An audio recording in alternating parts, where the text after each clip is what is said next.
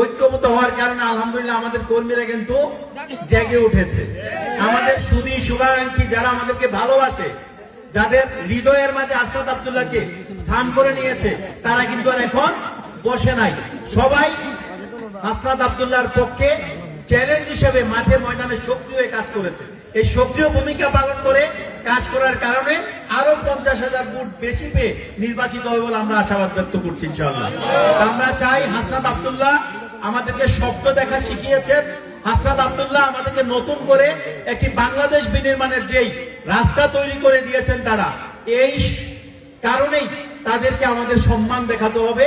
আর সেই সম্মানটা আমরা চাই বাংলাদেশে যে সকল আসনগুলো আছে প্রত্যেকটি আসনের চাইতে ভোটের ব্যবধানের দিক থেকে সর্বোচ্চ ভোটের ব্যবধানে আশরাফ আব্দুল্লাহ যেন দেবিদ্বার থেকে নির্বাচিত হয়ে সংসদে দেবিদ্বারবাসীর পক্ষে কথা বলে দেবিদ্বারকে যেন সে তুলে ধরতে পারে, সেই ধরনের একটা সহযোগিতা যদি আমরা আশরাফ আব্দুল্লাহকে করতে পারি, আমরা আশাবাদ ব্যক্ত করছি একদিন আশরাফ আব্দুল্লাহর জন্য আমরা কাজ করব। আশরাফ আব্দুল্লাহ আমাদেরকে 5 বছর ফ্রি সার্ভিস দেবেন ইনশাআল্লাহ। আমরা সেই প্রত্যাশা ব্যক্ত করে আগামী 12 তারিখ সারাদিন শাপলাকলির পক্ষে, গণভোটে হায়ের পক্ষে আপনাদের সকলের ভোট চেয়ে আমি আমার বক্তব্য শেষ করছি। আসসালামু আলাইকুম ওয়া রাহমাতুল্লাহি ওয়া বারাকাতুহু।